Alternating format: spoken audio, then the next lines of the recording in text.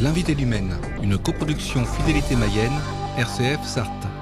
Le 4 mars dernier, à l'invitation de l'association Les Trois Mondes, le film Secret toxique a été projeté à l'avant-scène à Laval et a été suivi d'un débat. Aurélie Germain, bonjour. Bonjour. Vous êtes membre de l'association Secret toxique qui produit ce documentaire et dont l'objectif, si vous allez me corriger si je me trompe, est de dénoncer la légèreté des contrôles sanitaires sur l'utilisation des intrants en agriculture, alors que, dans le même temps, on sait que la dangerosité pour la santé est avérée. C'est à peu près ça. Nous, ce qu'on remet en question, c'est l'homologation des produits phytosanitaires. C'est-à-dire qu'aujourd'hui, pour pouvoir homologuer un pesticide, la molécule active, déclarée active, va être autorisée par l'EFSA au niveau européen. Et ensuite, le produit complet, en formulation complète, donc avec ses coformulants, avec ses impuretés, ce produit complet sera autorisé sur le marché par les agences nationales. Donc pour la France, l'ANSES. Le film montre bien effectivement ce processus. L'étude de la toxicité, elle est faite déjà sur une déclaration du fabricant qui déclare lui-même à la fois les substances actives, les coformulants, et qui déclare qu'il y a des impuretés. Ces impuretés qui peuvent semer le doute aussi, mais donc déjà, c'est du déclaratif. Exactement. La difficulté qu'on a, c'est que les produits pesticides vont avoir tout un tas de coformulants et toute cette recette magique est secrète. Parce qu'elle est protégée par le secret des fabricants, en fait. Et pour nous, l'enjeu, c'est qu'à un moment donné, on souhaiterait en fait qu'il y ait des tests qui soient réalisés sur les produits complets. Les tests aujourd'hui ne sont réalisés que sur une molécule qui est dite active. Ça ne veut pas dire que les autres ne sont pas actives. Et c'est ça, pour nous, la difficulté. C'est qu'ils estiment qu'il y en a une principale qui est active dans le produit. Mais ça ne veut pas dire que tous les autres composants de ce produit ne sont pas actifs pour autant et n'ont pas d'effet synergique les uns avec les autres. C'est ça qu'on comprend. C'est bien la difficulté. Et pardon, oui, qu'on comprenne bien, Aurélie Germain, les études ne sont pas faites à partir d'un échantillon du produit. Voilà, il n'y a que la molécule qui est testée. Et après, il y a une modélisation qui est réalisée avec de savants calculs, où ils vont mettre en fait toutes ces molécules les unes avec les autres pour les tester, et on va estimer, mais c'est vraiment une estimation, de la toxicité de ces produits. En aucun cas, il n'y a des tests qui sont faits sur les produits complets. Les produits complets peuvent être testés par les agences nationales si elles le souhaitent et si elles estiment qu'il y a un risque, qu'il y a un doute, ce qui n'est pas fait. Malheureusement, malgré tout ce qu'on sait sur ces solutions de pesticides, et les conséquences que l'on connaît, malgré ça, donc les agences nationales n'étudient pas vraiment le produit en lui-même. Il y a quelque chose aussi que j'ai appris dans votre film, et qui fait très très peur dans ce documentaire Secret toxique, c'est la présence des impuretés. Oui, dans le film, c'est à partir d'une étude de Gilles-Éric Serralini qui s'est posé la question de savoir ce qu'il y avait dans ces produits de biocontrôle. Ce qu'on appelle aujourd'hui les produits de biocontrôle, c'est ce que vous allez trouver dans toutes les jardineries lambda qui est accessible vraiment au grand public. Donc il a pris ces bidons en France, en Pologne, en Allemagne, et son interrogation, ça a été de savoir qu'est-ce qu'il y avait réellement dans ces bidons. Et donc, quand il passe ces bidons au spectromètre, il se rend compte qu'il y a bien sûr la molécule déclarée sur le produit, mais que dans le produit, il y a tout un tas de molécules, de produits qui n'ont a priori rien à faire d'autres produits en vente en accès libre au grand public. Et il découvre des traces d'hydrocarbures, d'arsenic, de métaux lourds. Et ce n'est pas indiqué sur l'étiquette. Ces produits sont vendus souvent avec un packaging vert, sous l'étiquette biocontrôle. Donc en plus, ils sèment le doute au niveau du consommateur. Et derrière, on a un produit extrêmement dangereux et pour la nature et pour la personne qui va l'utiliser. Et tout ça avec la bénédiction des autorités sanitaires, qu'elles soient européennes ou nationales. Exactement. Il y a un exemple qui est donné dans ce documentaire.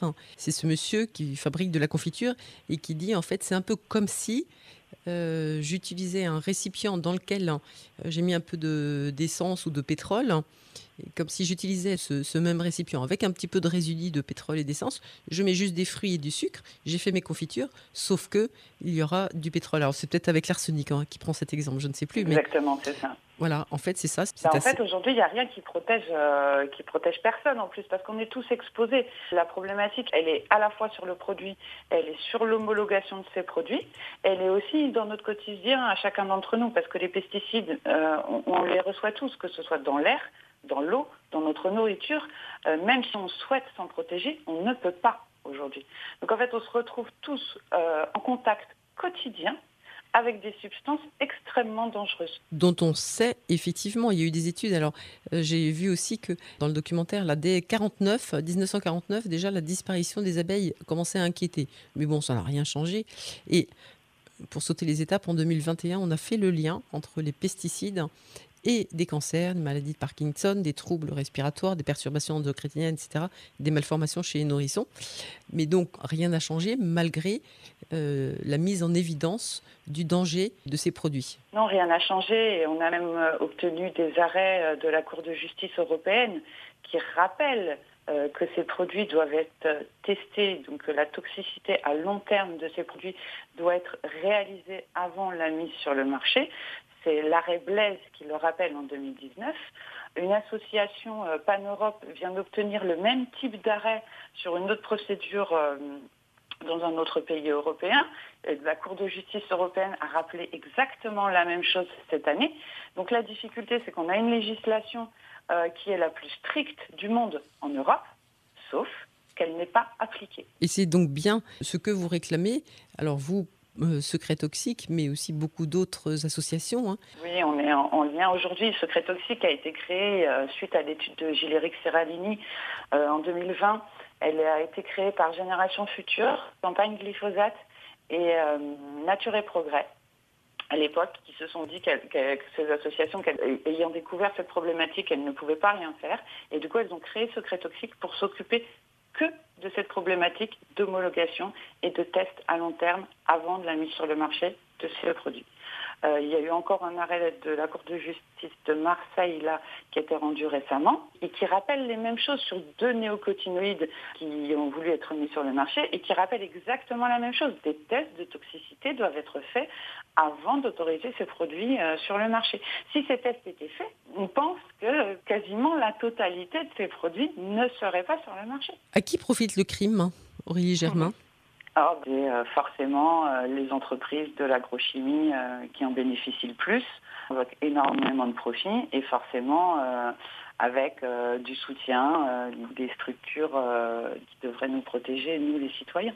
En fait, ça va être le lobby des citoyens qui veulent pouvoir consommer des fruits et des légumes et rester en bonne santé, et des agriculteurs aussi, contre le lobby des producteurs de produits phytosanitaires. Oui, c'est presque ça, mais le plus triste, c'est que ça va bien au-delà de ça. Tous les citoyens sont vraiment concernés. Aujourd'hui, ça touche nos ressources en eau. On a fermé 14 000 points de captage d'eau en France à cause de ces produits pesticides. À un moment donné, on ne va plus pouvoir fermer ces captages d'eau. Le coût du traitement des eaux va être bien trop important pour nos collectifs. On sait faire autrement. Ça prendra peut-être du temps, il y a des phases, des transitions à mettre en place. Bien sûr, il faut accompagner les gens et bien sûr, ça va nécessiter une évolution de l'agriculture, une évolution du traitement des eaux, mais c'est pour le bien commun de tous, pour la santé de tous. On travaille beaucoup aussi avec le collectif du CSVPO, le collectif de soutien des victimes de pesticides. Eux, ils accompagnent en particulier toutes les personnes qui tombent malades et en particulier en première ligne aujourd'hui, bien sûr, les agriculteurs, parce que ce sont eux qui ont été exposés directement depuis de nombreuses années à ces produits. On leur a expliqué qu'ils pouvaient s'en protéger. Aujourd'hui, on se rend compte qu'en plus que les protections sont inefficaces, voire aggravent certains problèmes en fonction des conditions de chaleur, de température ou ce genre de choses. Donc aujourd'hui, c'est principalement eux qui sont malades et ont du mal à faire reconnaître leur maladie professionnelle. En plus, c'est un parcours du combattant derrière pour eux pour réussir à faire reconnaître leur maladie. Les riverains sont dans les mêmes problématiques et j'ai envie de dire que pour l'instant, c'est le haut de l'iceberg. Ces problématiques vont nous toucher tous C'est comme la biodiversité. On dit qu'il y a une chute de la biodiversité, on a un problème climatique. Et oui, évidemment, on a un problème climatique, on a un problème de biodiversité. Mais le problème, il est bien qu'on attaque cette biodiversité avec ces produits. Au niveau des oiseaux, c'est terrible, c'est 60% de perte des oiseaux. Au niveau des insectes, on est au niveau des mêmes chiffres. C'est catastrophique. Donc oui, il est grand temps d'agir à ce niveau. Donc bien sûr, il va falloir épandre moins, avoir des techniques d'agroécologie qui permettent d'avoir des sols vivants, parce que l'important, c'est bien le mot vivant, et réduire les intrants. On a conscience que ça ne va pas se faire du jour au lendemain, mais il faudrait une volonté politique pour aller dans ce sens.